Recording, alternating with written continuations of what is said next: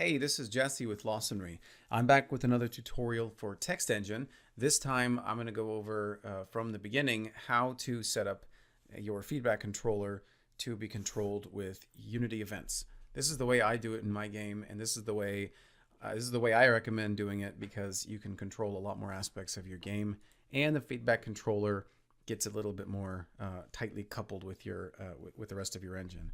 So anyway, this is a blank project. I'm going to go through this pretty quickly because my last video was 13 minutes and a lot of people were saying, wow, that's too long. I'm sick of listening to your voice, and I couldn't agree with them more. So blank project, I've got the Text Engine and Text Mesh Pro imported in the project, and that's where we're starting from. So what I'm going to do is I'm going to, just like before, head up to the Tools, Text Engine. I'm going to initiate it. That'll create my Text Engine Manager.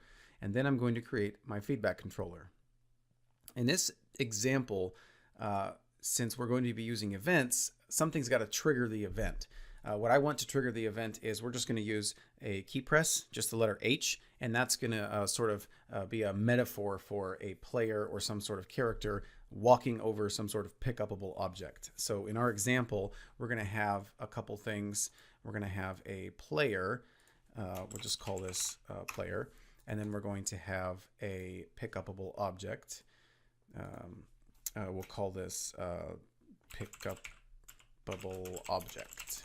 So two things. Now, nothing's actually going to be displayed because I'm not going to be using any assets. So you're going to have to stay in the theoretical with me here, or use your imagination. So the player is going to have a controller script on it that's going to handle object pickups. So we're just going to do that right now. We're just going to demo object or demo player controller. You see, I already have that here.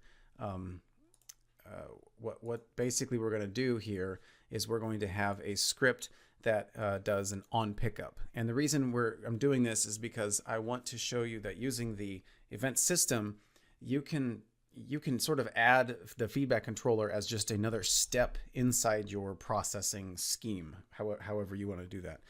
This is a sort of rudimentary way to do it, the way I'm going to show you, but I think it's a fun way to do it, and it's an easy way to do it. In this specific example, this demo player controller, imagine a script that governs all the players' behavior, and then we have this public function on pickup, and then we pass to it an item identifier string. So maybe something like something like armor pack, or something like health pack, or something, or small sword. So just for the sake of example, we're just going to use a string. And the reason it's for an example, because we want to be able to call it from an event. What event? Well, we're going to have a controller on our object as well.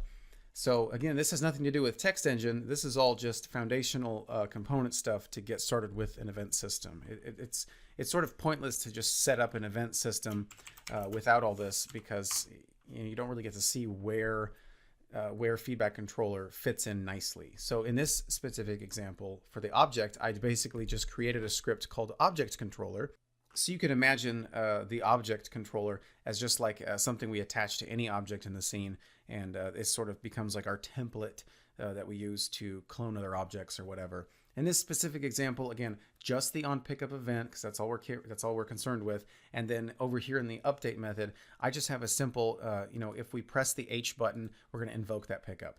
In an actual game, this would be something like on collision, or on a trigger, enter, probably more like a trigger, and then that would call the event. But just for the sake of this example, we're going to press the H on the keyboard, and that's going to be our sort of metaphorical walking over the item and then picking it up. So let's head back to Unity, and you see here the event list is right here, and it's obviously empty. And the reason I wanted to create that player is because I wanted to show how you can how you can integrate feedback controller into your existing game project. So one thing I want to have happen in this on a pickup is I want to call the player object to handle that picking up of stuff. So we're going to add it to the inventory. We're going to check to see if we already have it in the inventory, whatever you want to do. Again, it's just for example. So we'll pretend that this object is an armor pack. So we'll say armor pack.